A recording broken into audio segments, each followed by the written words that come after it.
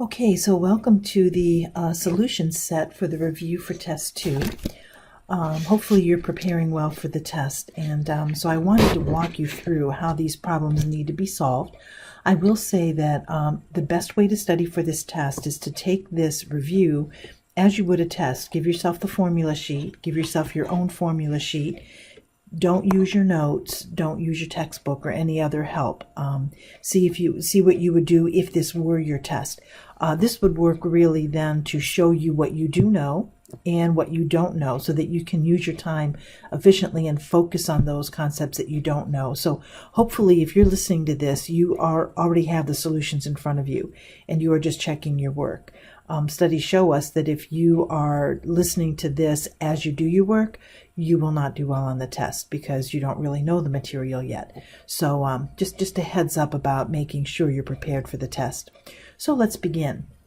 Number 1, the terminal pest service uses the following probability distribution for the random variable x, which equals the number of new customers they will get as a result of their new and aggressive advertisement campaign. So we see here that this is a discrete random variable. We can tell by the values for x. They're a finite set of numbers.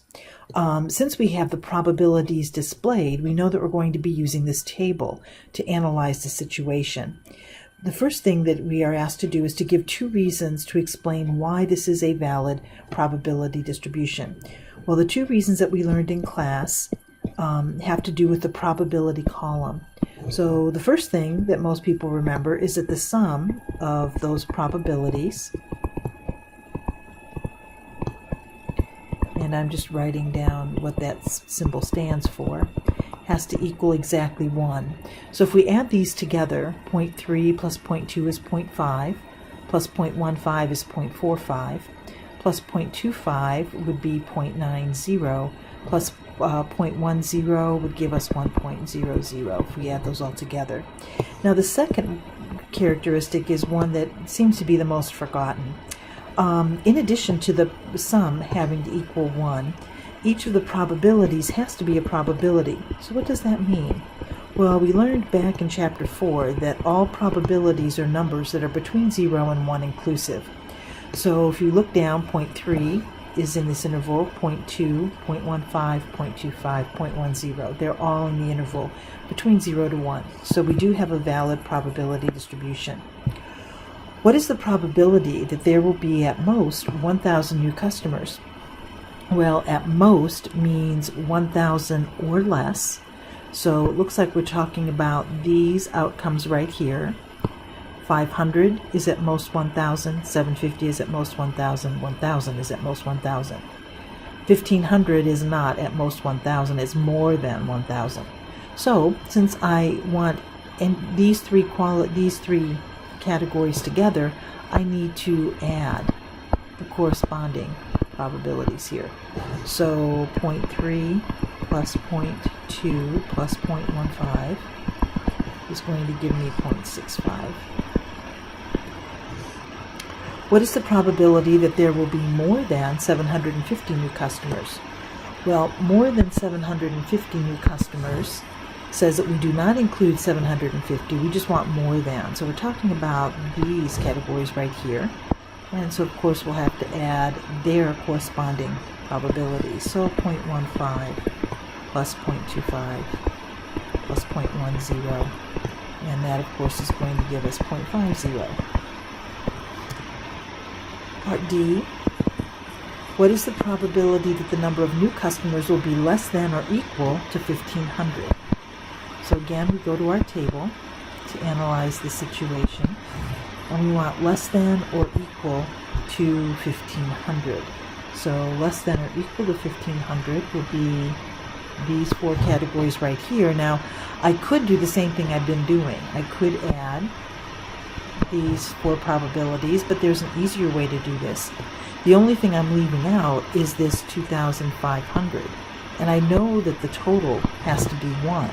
So I'm just going to do the lazy way. 1 minus 0.10 is a quick way to get the sum of those numbers.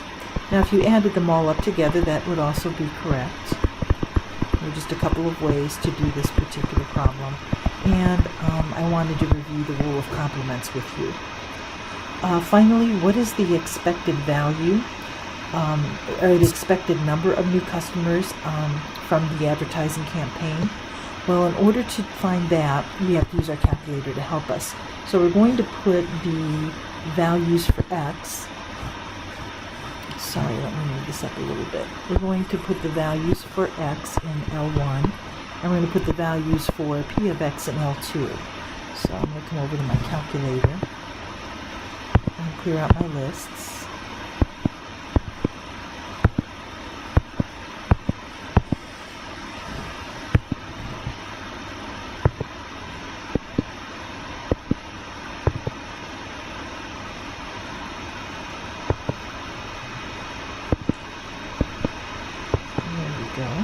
And put these in here. So 500, 750, 1,000, 1,500,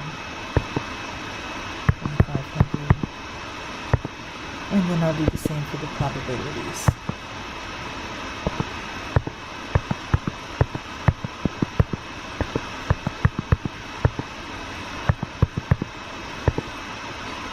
And now I'm going to go to Stat, One-Bear Stats, and my list for my data is in L1, my frequency is in L2, and now I will calculate. Oops, it gave me a 0, so let's erase that.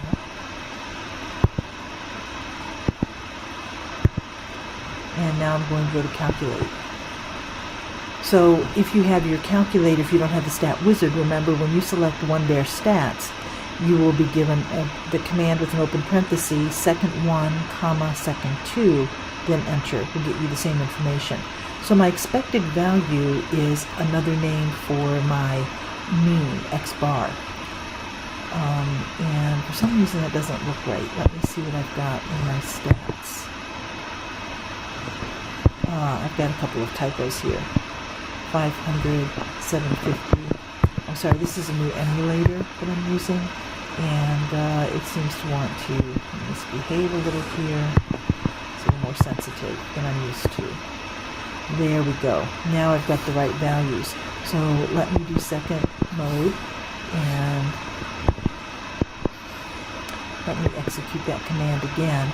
There we go. Looks like we have 1058. That still doesn't seem right to me. Let me check that.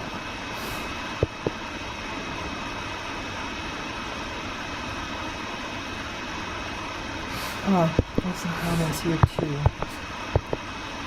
3.2.15, 0.25.1. Okay, well I finally think I have the data right.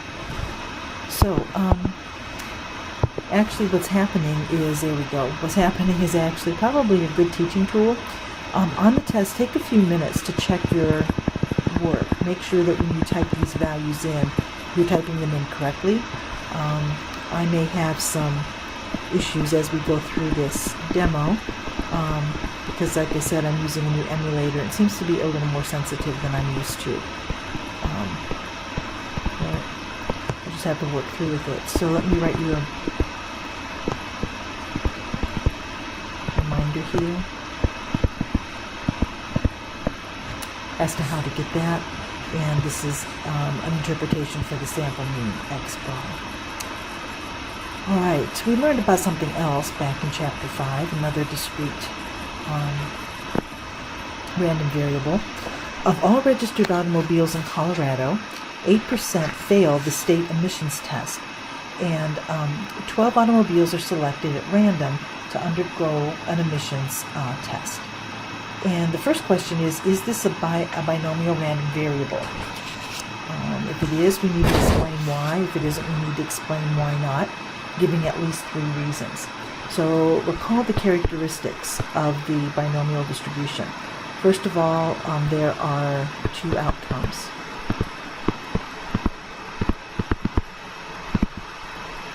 And so our 2 outcomes here are pass or fail the test.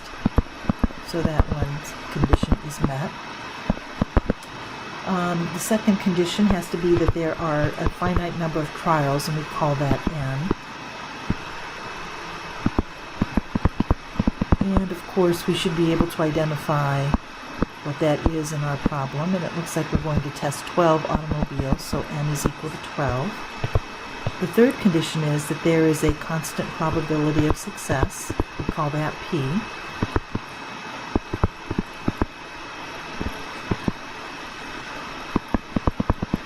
And of course that's given in our problem as well.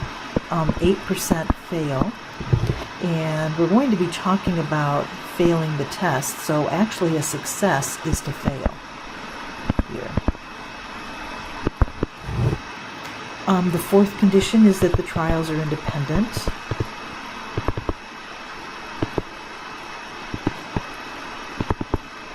And so to guarantee that the trials are independent, the population that we're working with has to be at least 20 times the size of our sample, and there are certainly more than, 240 cars out there in Colorado, so we can assume that the trials are independent. And finally, our random variable x has to be the number of successes. That's the way we're going to set this problem up. And so we can see that that's what is done in the following problems here. So we would have to say, yes, this is a binomial random variable. So let's work a few problems here. What is the probability that at least 3 of the 12 automobiles will fail the emissions test? Well, remember, the process chart for Chapter 5 is a real good help here. I would recommend that you copy the appropriate portions onto your own formula sheet so that you have them at the ready. You don't have to rely on your memory, which if you've got a little bit of test anxiety may not cooperate as you would like for it to at that time. So take it in with you, you're allowed to. If we look at our process chart, when we have the at least case, we have to approach it with the complement rule. So we're going to take 1 minus the probability that at most 2 cars. We want at least 3, so we want 3 or more. So we're going to subtract the probability that at most 2 cars fail the test. So that would be the, x equals 0, x equal 1, x equal 2. So we've got our binom CDF for that. And we need n, which is 12. We need p, which is 0.08. And we need x minus 1. And minus 1 is 2. And so when we put that in our calculator, I'll do the first one with you, and then the rest of them I'll just write the answers here. So remember, our binom is in the distribution menu, so second theirs, and we need to come down until we see binom CDF. That's going to be around A or B for most of us. So there's our binom CDF. So I can put that in. The number of trials is 12. The probability of success is 0.08. And my x value is 2, and I want to put that in here. And so this is the way you need to enter it if you don't have, the stat wizard. So I'm going to find out what that is, and then I'm going to subtract that from 1. So 1 minus, now that number is stored in answer, which is second of the negative key. So second negative gives me that last storage space. And let me see, I don't want to subtract that from 11, I just want to subtract that from 1. Oh, I'm sorry, this is so touchy. Let me just clear that line. Let's try it again. 1 minus second negative. Okay. Second negative. And then I'm going to hit enter. And there we go, 0.065. Alright, so the next type of probability. What is the probability that none of the automobiles fail the emissions test? Well, that means x equals 0, 0 of them. And I just want the probability for 0, so that's going to be a binom PDF function. Again, n is 12, p is 0.08, x is 0. And so when I put that on my calculator, I get 0.368. The third probability, third type, what is the probability that at most 2 of the 12 fail the emissions test? So that's going to be binom CDF, because it's an at most problem. N is 12, p is 0.08, and x is 2. And when I put that in my calculator, I get 0.935. We actually saw that up in part B. That was what we subtracted from 1. What is the probability in part E that less than 2 of the 12 automobiles fail the emissions test? We have to be careful about the wording here. Less than 2 means x equals 0 or x equals 1. We can't use 2 because it has to be strictly less than 2. So that's going to be a binom CDF. N is 12. P is 0.08. And we want the probabilities for 0 and 1. And so CDF accumulates those probabilities. So we're just going to put our stopping point in here. And when we put that on our calculator, you should get 0.751. Finally, how many of the 12 automobiles are expected to fail the emissions test? What is another name for this value? Well, the symbol for this value is the expected value of the number of cars that are going to fail. That's what X represents in this particular scenario. Another name for that is the mean.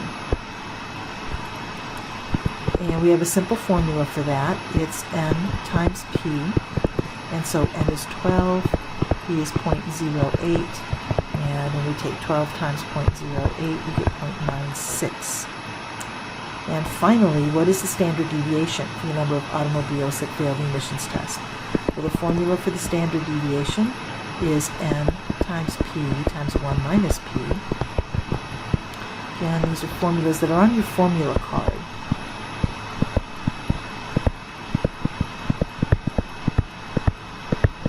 And so when I put that on my calculator, let me show you how that looks. Second,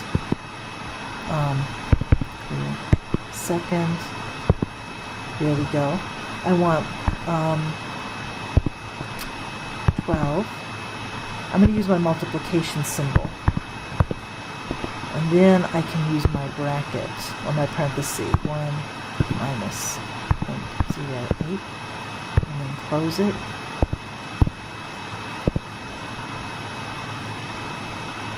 Hit enter. That isn't right. Oh, okay. Okay, there we go. So 9.940 to 3 places, it looks like. So there's our standard deviation. All right, so that takes care of what we learned in Chapter 5. Moving on to Chapter 6. That was a pretty big chapter. We spent 2 weeks on that. So it's going to take forever to get it here. So let's do this. All right, so here we have a density curve. So we have a continuous random variable now. We're measuring the random variable x. And so we have a continuous curve to represent that. And remember, in continuous random variables, probability is defined as area under the probability density curve. So what is the total area under a density curve? All density curves have 1 square unit of area beneath them, and that's just the definition. Identify the probability for each area. So, let me see. A says we want the probability that x is between 10 and 20. So here's A. It looks like that probability is that area right there, 0.20. So I'm going to put an A here by 0.20. B says the probability that x is less than 20. So that's going to include all of this area over here. So we're going to have to add those 2 pieces. 0.20 plus 0.06 gives us 0.26. C says the probability that x is less than 10.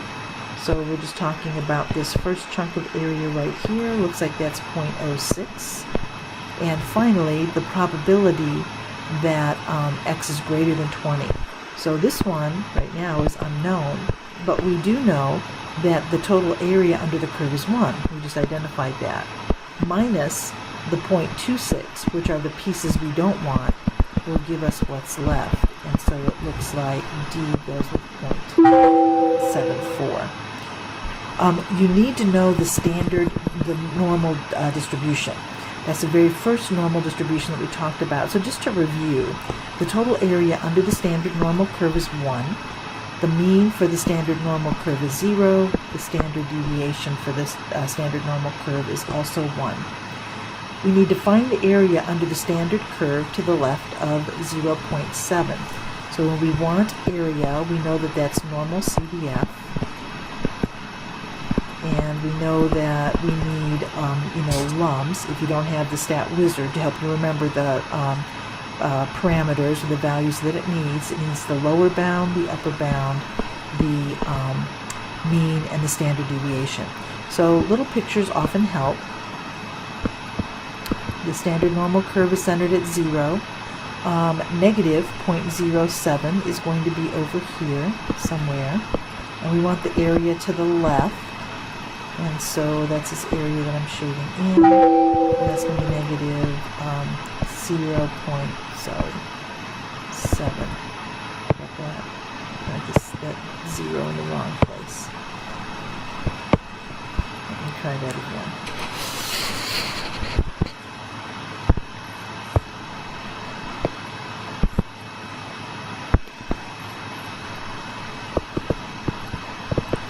Alright, so it looks like our lower bound is negative E99 or negative 1 E99. Either one will work. Our upper bound is negative 0.7, our mean is 0, and our standard deviation is 1. And so second VAERS gives us our distributions. Normal CDF is number 2. Our lower bound is negative E99. So let me show you where you get the E from. E is the second function of the comma key. So I need to type second, and then I need to type the comma key to get that E, and there I've got my 99. My upper bound is negative 0.7. I already have the mean of 0, the standard deviation of 1, and so now I'm going to paste, and that gives me 0.242. Let's double check that.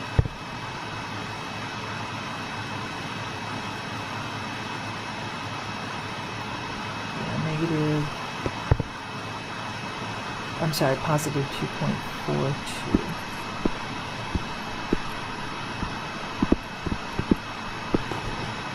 0.242. Don't know why I'm saying that incorrectly.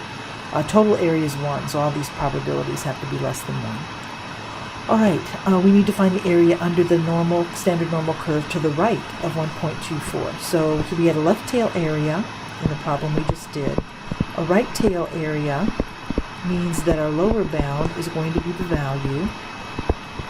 Our upper bound is going to be 1 E99 or just E99. Our mean is still going to be 0 and our standard deviation will still be 1. And when you put that on your calculator, you should get 0.107. Let me show you a little trick here. This will cooperate. If I do second enter, I get my last calculation. So it's kind of the lazy way of doing repeated calculations instead of going through the menus. I just need to arrow back here and put in my values. So this is going to be 1.24, comma.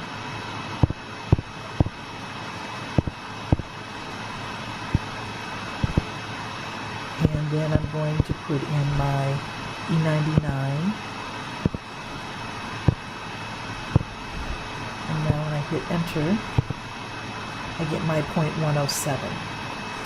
Find the area and under the standard normal curve between two values. That's probably the easiest of these probabilities because I don't need to remember anything for L or U.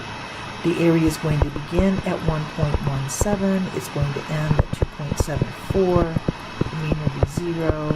The standard deviation will be 1. And when I put that in my calculator, I get 0.876. Finally, finding the area under the standard normal curve that lies outside the interval. Well, outside means I'm going to have to subtract. So this is what I want. I've got this interval that starts at 0.84, a little bit above the center, goes up to 2.19, and I want the area outside. So I want this right tail and I want this left tail right here. So what I'm going to do is find that area. That's pretty easy. That's just normal CDF 0.84 to 2.19, comma 0, comma 1. And then I'm just going to subtract that from 1 to see what's left. So when I put that on my calculator, 1 minus, I can do second rares to get my distributions. Come down to number 2. I want to start at 0.84. I want to end. I don't know why this is so touchy. It's really starting to irritate me, but that's what it is today. Alright, I'm going to paste that in, and now I'm going to hit enter, and it looks like I get 0.814. Now you could do that a couple of ways. You could also find the two probabilities and add them together to get the same answer. Alright, this last one, a lot of times people forget what this notation means. This z of the subscript of 0.09, that means the z-score is what I want to find with a right tail area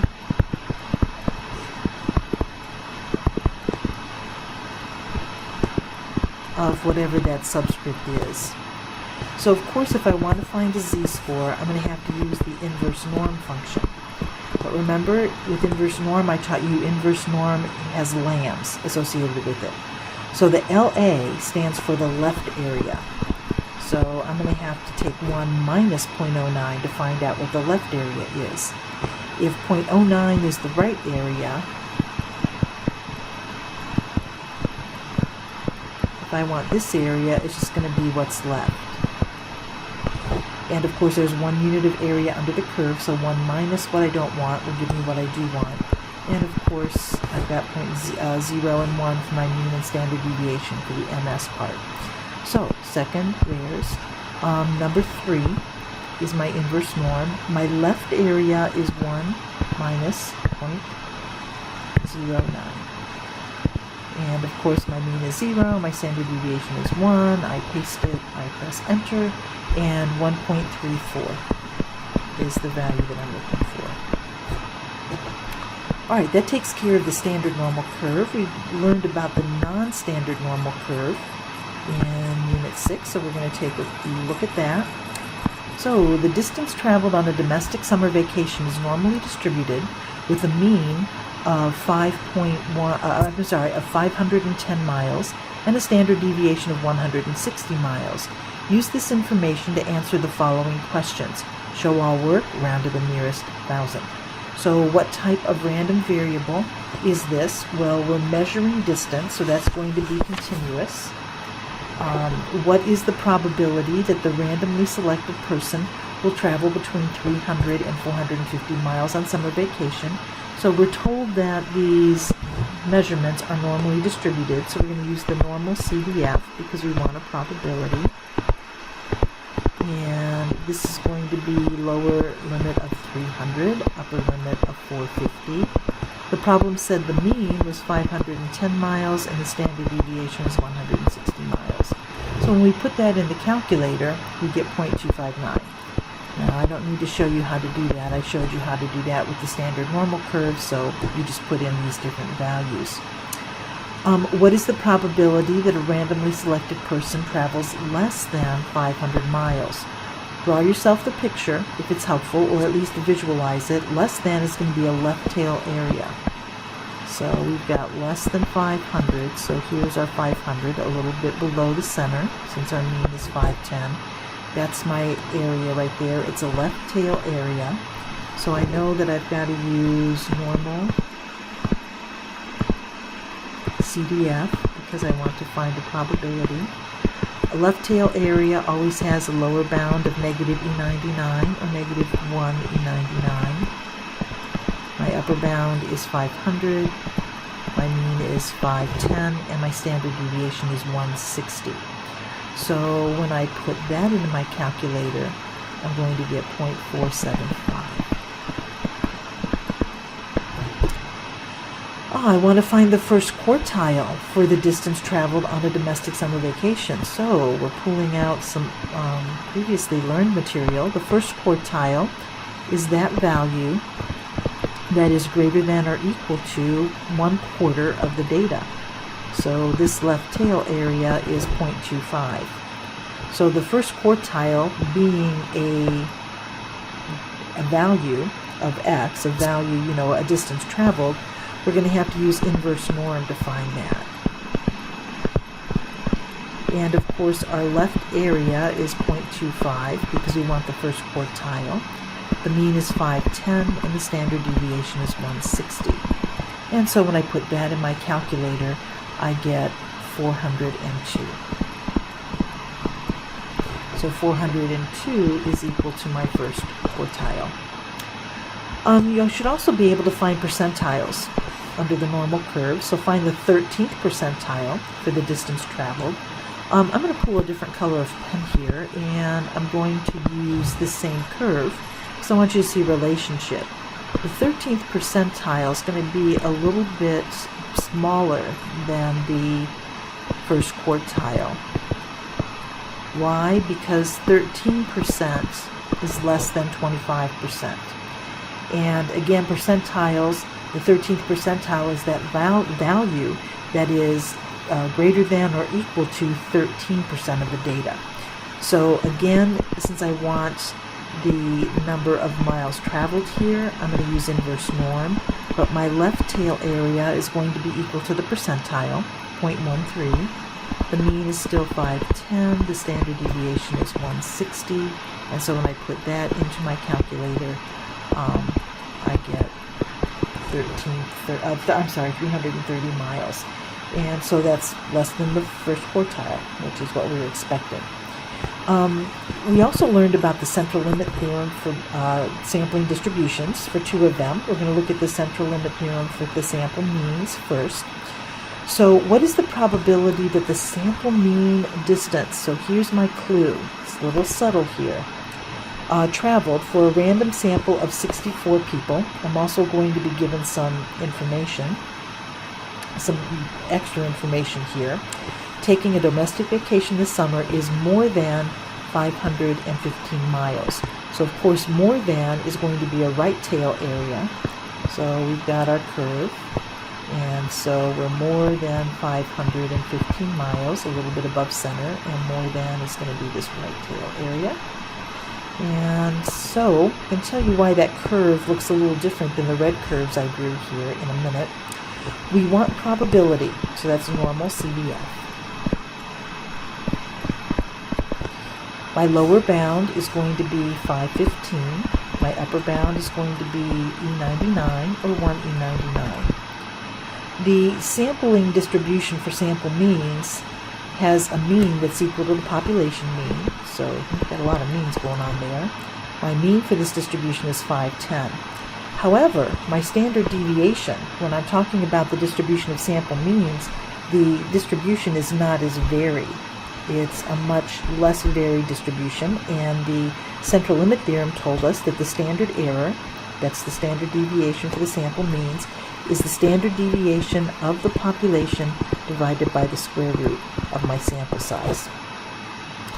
And so here is something that we have to be careful of. This is going to change for us right here when we see this. And we want the probability for a sample mean,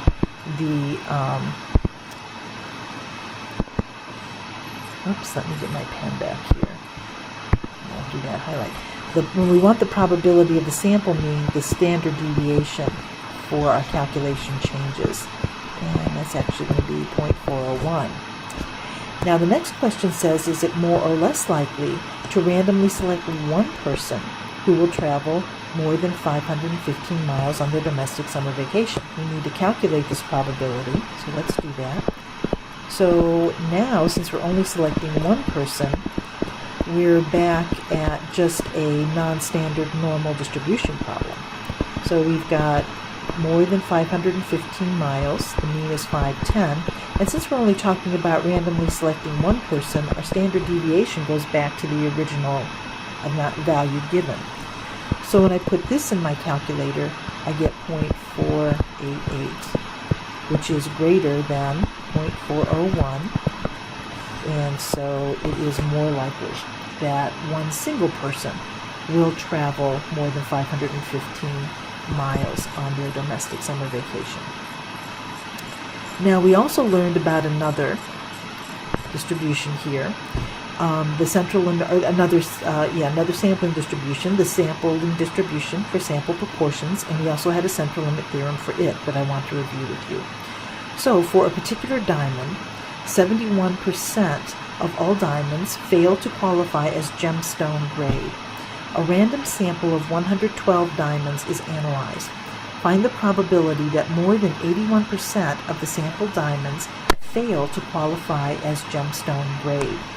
So we have a normal distribution for this sampling distribution. A couple of characteristics, there are a couple of assumptions that we have to check. N times P has to be greater than or equal to 10, and so does N times 1 minus P. So 71% of 112 is going to be greater than 10, and 1 minus 71, or 1 minus 0.71, which would be what? 0.29 times 112 is going to be greater than 10. So we have a normal distribution here. We need to find the probability that more than 81% fail to qualify. So we have a normal distribution centered at the population proportion.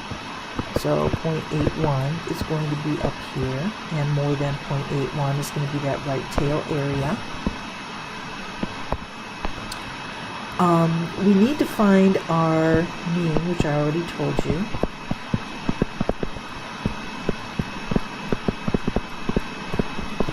We also need to find the standard deviation for the sample proportions. That's our standard error.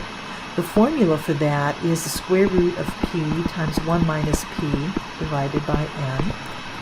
And so when I put that in my calculator, the square root of 0.71 times 1 minus 0.71 divided by 112, what I get for that to three places is 0.043. So now I'm ready to use my normal CDF command. My lower bound is 0.81. My upper bound is E99, since I'm dealing with the right tail area. My mean is 0.71. My standard deviation is 0.043. And so when I put that into my calculator, I'm going to get 0.010 for my probability. All right, finally, the last chapter that's going to be on our test, the confidence intervals that we learned about last week, well, a couple weeks ago now almost. We need to be able to find critical values. That's part of the calculation for our confidence interval. So we need to find the critical value. It's called Z with the subscript of alpha over 2. That will be needed to construct the 80% confidence interval. So remember, the level of confidence, which is 80%, I'm just going to write that as a decimal, its symbol is 1 minus alpha. So, of course, I'm going to have to find out what alpha is. So 1 minus 0.20 will give me 0.80. So alpha is 0.20. And alpha over 2 would be 0.20 over 2, or 0.10. So what I'm interested in is a z-score that has a right tail area of 0.10. So I'm going to need to use inverse norm to find this z-score. My left area, remember this is inverse norm LAMS, L-A-M-S. Left area is 1 minus 0.10, because remember that subscript is my right tail area. My mean is 0, my standard deviation is 1. When I put that into my calculator, I'm going to get 1.28 as my critical value. Now, another way to remember this relationship if the formulas are freaking you out over here, remember what our confidence intervals look like. A confidence interval, the 80% confidence interval, is going to be that interval of values that sits under the middle 80% of the curve. So here are my values. And when we're under the standard normal curve, this is my z of alpha over 2. This is negative z of alpha over 2. That's another way to find it. You know, we have to find out what's left for the two tails. So 1 minus 0.8 gives us 0.2 that's left for the two tails. There's my alpha. Half of it is over here, and half of it is over here. So that's another way to find out this critical value if you need to. We always take the positive one. So a couple of ways to go about it, either working with formulas or visualizing. Given the sample statistics and the sample size, which level of confidence would produce the widest confidence interval? So this is something you need to remember in I believe it was the group work or possibly the application. Can't remember which assignment, but one of those assignments that you did in week 7 dealt with this. What happens when I increase and decrease a level of confidence? Well, you learned in that assignment that, as it was your application, you learned in that assignment that as you increase the level of confidence, the interval gets wider. So it looks like the highest level of confidence is going to produce the widest interval. So again, this should be pretty visual. I had my 80% confidence interval illustrated up here. Let me pull up a different color. If I want 99%, I'm going to have to go out a lot farther to get 0.99 of the area.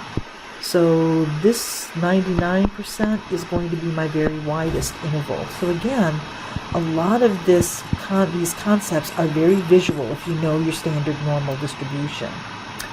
Okay, moving on. A random sample of 15 students has a mean grade point average of 2.86 with a standard deviation of 0.78. Find the maximum error of estimate if the level of confidence C is 0.98. And we need to show all work. So we're looking for the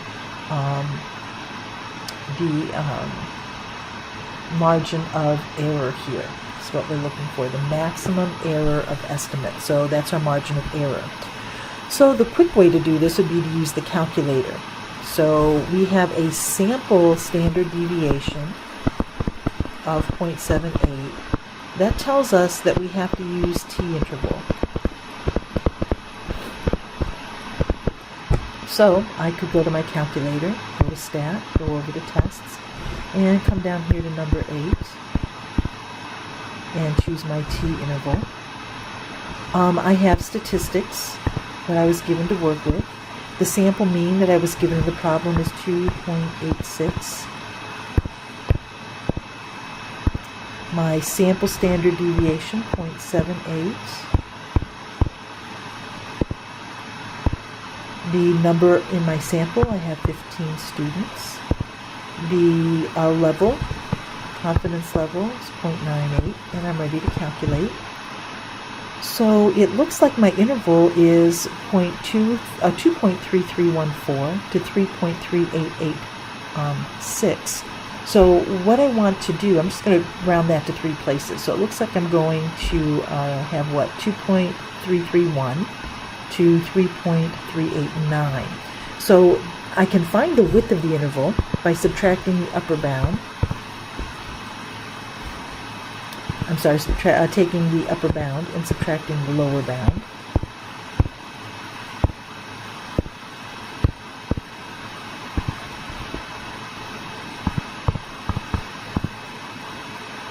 And then, of course, that's 2 margin of errors, so I can divide that by 2. And it looks like my margin of error is 0.529. So I'm going to write that down. T-interval gave me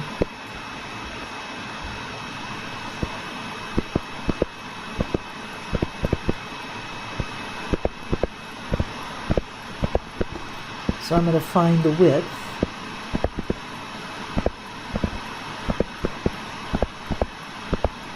Notice I'm subtracting here. I'm going to divide that by 2. That's where I get my 0.529 from. So there's my margin of error. I could find it with the formulas. I'm not going to show you that. We did talk about that in the meat session for week 7, and you can go back and listen to that there. If you want to find the formulas, you'll have to find the critical value for 98% confidence. So you'd have to find that first, and then of course you have the information to find the standard error, and you could find it that way as well if you wanted. There are a couple of ways to do that. All right, a college admissions officer takes a simple random sample of 80 entering freshmen and computes their mean mathematics SAT score to be 469. Assume the population standard deviation is 95, and there should be a sigma in there that didn't show up here. So if we know the population standard deviation, we know that we have to use the interval. So we'll call on our calculators to help us here. Stat, go over to test, we want number 7. Again, we have data, so we're just going to go ahead and enter that data. Our population standard deviation is 95. Our sample mean, 469. We had 80 entering freshmen, and the confidence level is 90. So we're going to go ahead and calculate. And so our 90% confidence interval looks like it's going to be 451.53 to 486.47. And you'll be asked to show me your your calculator functions that you're using. So make sure that you write down in your answer that you're using z-interval, if that's important to you. Not if that's important to you. If it's important to you to get all the points, is what I mean to say. So yeah, be sure you follow the directions that are given on the test for maximum points. All right, now I want to know how large a sample I would need if I want to be 90% confidence interval to have a margin of error of at most 10. So we can do a little prediction here. The margin of error that I have right now, I'm just going to do it on my calculator here, 486.47 minus 451.53. Now because I didn't use parentheses, I'm going to have to get that value first. And then I'm going to have to divide by 2. My margin of error is 17 for a sample of size 80. So if I want a smaller margin of error, I get a smaller margin of error if I take a larger sample size. So I know that my value here is going to be greater than 80 because I want a smaller margin of error. So I can use my formula. My formula is n is equal to my critical value, so that's going to be what? Z with a subscript of 0.05 times my standard deviation divided by the margin of error that I want squared. So my critical value, Z sub alpha over 2, is going to be what's left. 1 minus 0.9 is 0.10. 0.10 divided by 2 is 0.05, so that's where I got my label from. So I'm going to need to do second layers. I want second layers. Inverse norm. I want 1 minus 0.05. And I want to find out what that is. So that's 1.64. So I've got 1.64 times my standard deviation. My standard deviation is 95, that was given in my original problem, divided by the amount of error that I want, that's 10, and I want to square that. So when I put that on my calculator, 1.64 times, I'm sorry, not 0.95, 95, divided by 10, and I want to square that.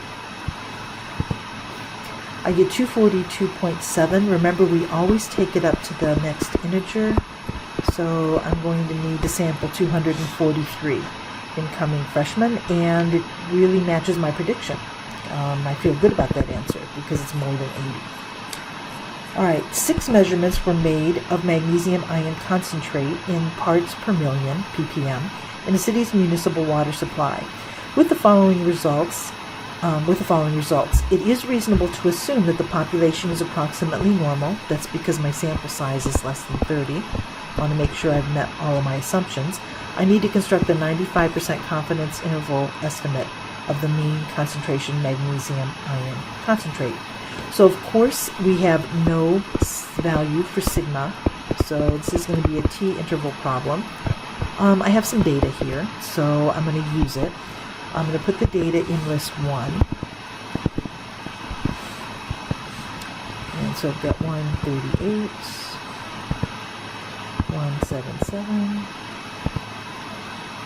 175, 180, 175, and 138. Alright, I will go ahead now and go to stats, go over the tests, come down to number 8, t-interval. Oops, let's do that again. Stats, tests, number 8. There's my t-interval. I'm going to choose the data input for this. My data is in list 1. If you need to change that, second one will do it. My frequency is 1. The level that I want is 0.95. Now I'm going to calculate. And so my interval is 142.75 to 184.92.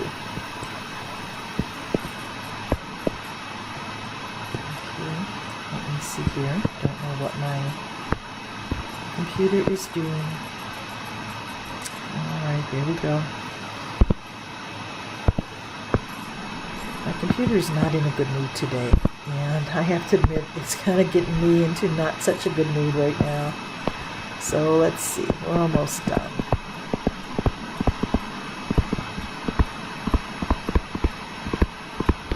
Alright, there we go.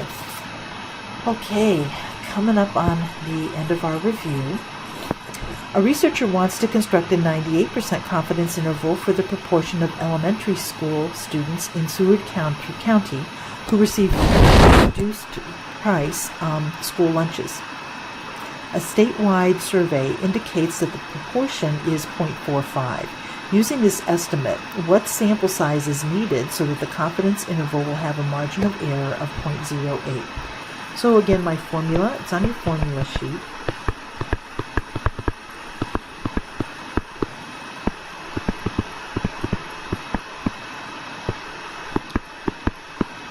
And just make sure that you use the correct formula. Now, some of you used the wrong formula when you were doing your application. This week, in week 7, you were using the formula we used for means when you should have been, actually you did it the other way around. You used the formula for finding the population proportion when we were actually finding the population mean. So be careful to use the right formula. So we were given a sample proportion. A statewide survey indicates that the proportion is 0.45. So we're going to use it.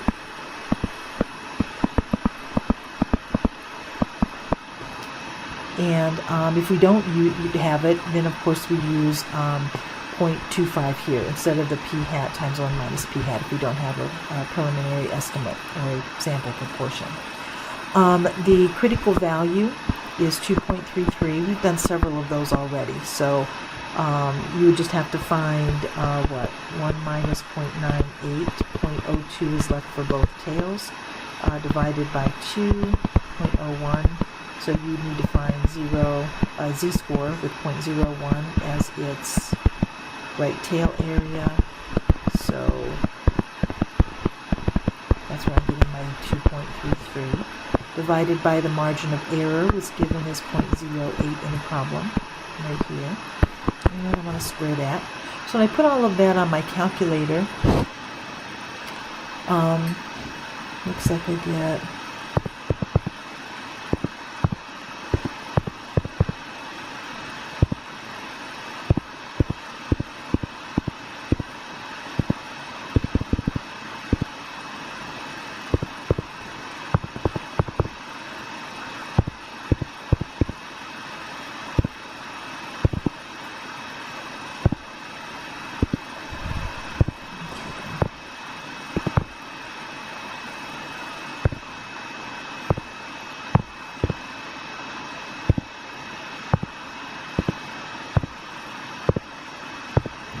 All right, 209.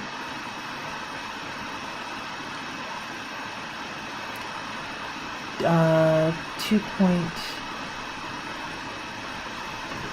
209.94, so it's going to be 210. And let me just make sure that I've got that right.